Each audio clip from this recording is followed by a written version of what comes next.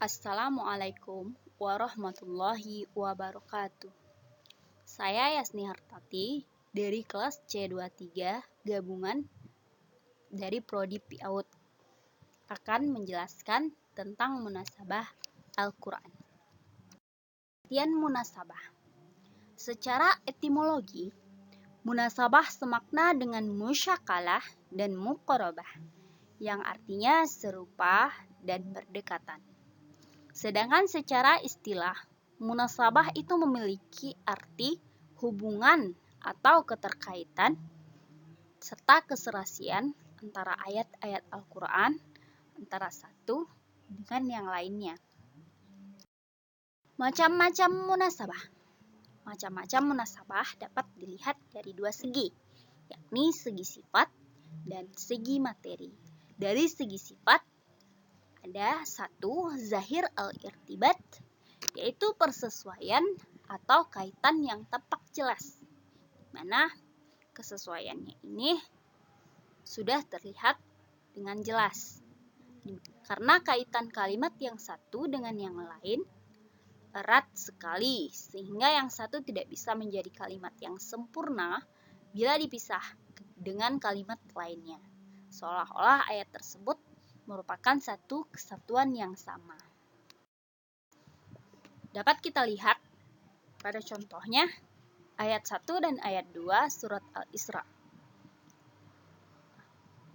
Ayat 1 di mana artinya Maha suci Allah yang telah memperjalankan hambanya pada satu malam dari Al-Masjidil Haram ke Masjidil Aqsa yang telah kami berkahi sekelilingnya agar kami perlihatkan kepadanya sebagian dari tanda-tanda kebesaran kami.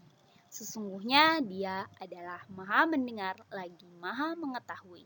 Sedangkan pada ayat 2 terjemahannya adalah dan kami berikan kepada Musa kitab Taurat. Dan kami jadikan kitab Taurat itu petunjuk bagi Bani Israel dengan firman, janganlah kamu mengambil penolong selain aku. Kedua ayat tersebut tampak jelas korelasinya, yakni menjelaskan bahwa kedua Nabi Muhammad SAW dan Nabi Musa itu diangkat oleh Allah Subhanahu wa Ta'ala sebagai Nabi dan Rasul. Dan keduanya itu sama-sama diisrokan. Nabi Muhammad itu diisrokan dari Masjidil Haram ke Masjidil Aqsa, sedangkan Nabi Musa diisrokan oleh Allah dari kota Mesir menuju Madian. Yang kedua adalah kafi al-irtibat, yaitu persesuaian atau kaitan yang samar antara ayat yang satu dengan yang lain, sehingga tidak tampak adanya hubungan antara keduanya. Kafi al-irtibat ini adalah persesuaian kaitan yang samar, belum terlihat jelas.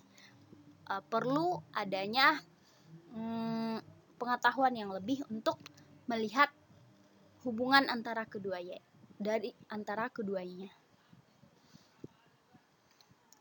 Yang berikutnya adalah dari segi materi. Munasabah dari segi materi terbagi menjadi dua, yakni munasabah antar ayat dan munasabah antar surah. Yang pertama adalah munasabah antar ayat. Munasabah antar ayat ini ada mencakup beberapa. Yang pertama adalah munasabah antara nama surah dan tujuan turunnya.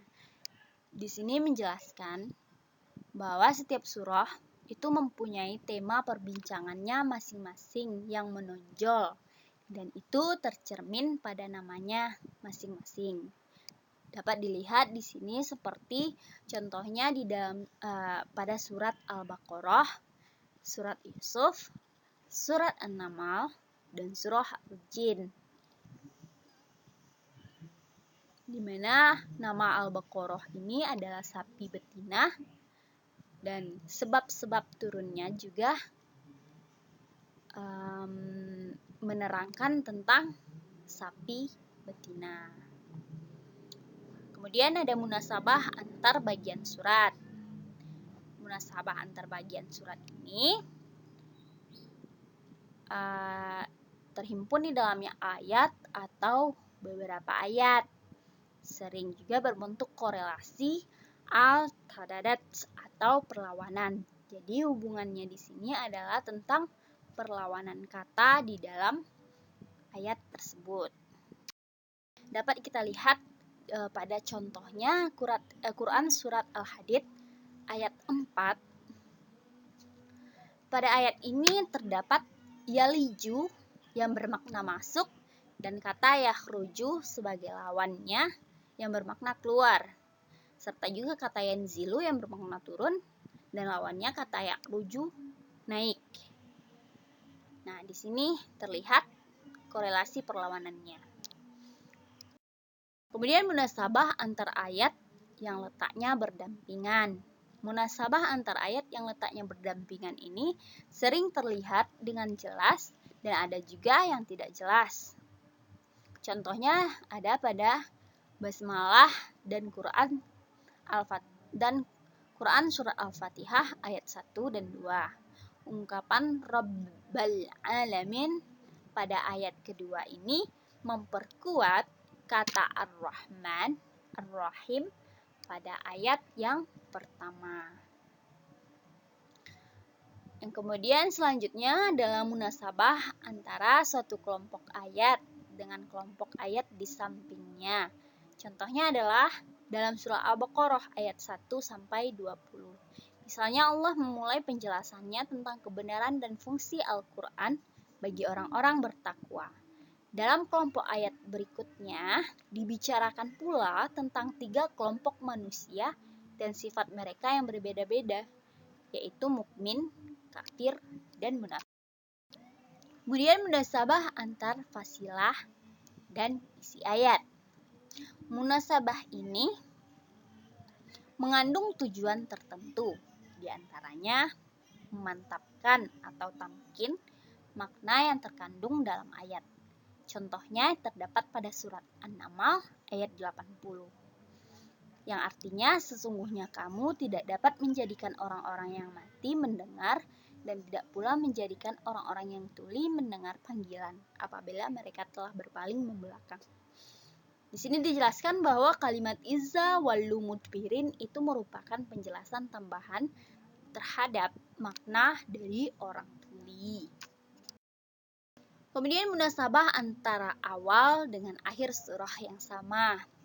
Munasabah ini berarti bahwa awal suatu surah itu memiliki penjelasan pokok pikiran tertentu, lalu pokok pikiran ini dikuatkan kembali di akhir surat.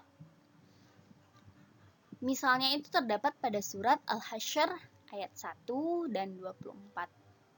Mana ayat yang pertama ini penjelasannya itu dikuatkan kembali pada akhir surat. Lanjut, munasabah antar surah. Munasabah antar surah ini membahas tentang munasabah.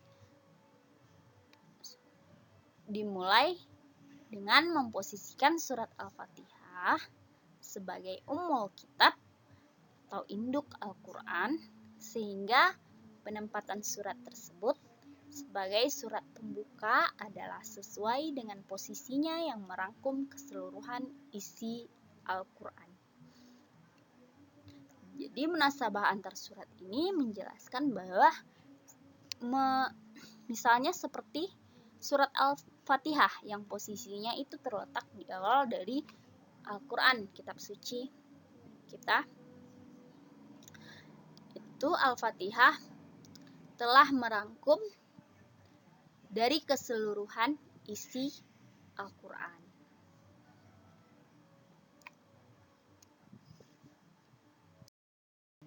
Nah, lanjut fungsi munasabah. Fungsi munasabah ini ada 4. Yang pertama,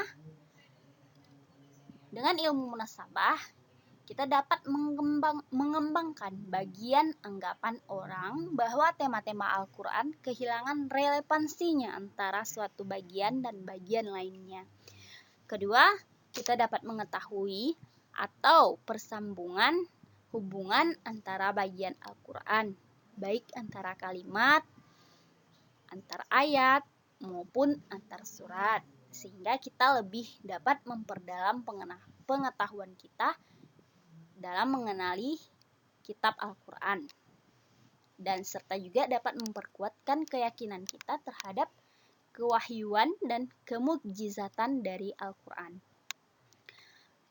Yang ketiga adalah kita dapat mengetahui mutu dan tingkat kebalaghohan bahasa Al-Quran dan konteks kalimat-kalimatnya yang satu dengan yang lainnya, serta persesuaian ayat atau surat yang satu dari yang lain. Yang keempat adalah kita dapat membantu dalam menafsirkan ayat-ayat Al-Quran setelah diketahui hubungan satu kalimat atau ayat dengan kalimat atau ayat yang lain. Urgensi munasabah. Ilmu munasabah ini sangat penting dikuasai dalam menafsirkan Al-Quran, di mana ia sangat membantu para mufassir dalam memahami dan mengeluarkan isi kandungan Al-Quran. Memahami Al-Quran dengan bantuan ilmu munasabah dapat berarti mengistinbatkan makna ayat sesuai dengan konteks. Cara mengetahui munasabah. Bagaimanakah cara untuk mengetahui munasabah ini? Di sini ada beberapa poin yang harus diperhatikan. Yang pertama, kita harus memperhatikan tentang tujuan dari pembahasan suatu topik atau suatu objek pencarian kita. Kita harus paham dulu pembahasan suratnya. Yang kedua itu memperhatikan uraian ayat-ayat yang sesuai dengan tujuan yang dibahas dalam surat. Kita harus perhatikan juga uraian ayat-ayatnya ini harus sesuai dengan tujuan yang kita bahas dalam surat tersebut. Kemudian yang ketiga adalah menentukan tingkatan uraian-uraian tersebut. Kita dapat menentukan uraian-uraian itu apakah ada hubungannya atau tidak. Kemudian yang terakhir, dalam mengambil kesimpulannya. Dalam mengambil kesimpulannya, hendaknya kita memperhatikan ungkapan-ungkapan bahasa yang benar dan tidak berlebihan.